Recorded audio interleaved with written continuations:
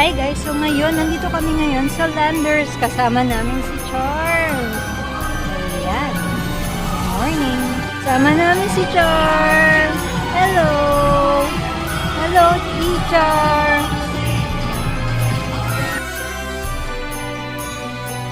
Guys, first time namin ni Charles dito sa Landers. So ayan, nakatago ang aking baby.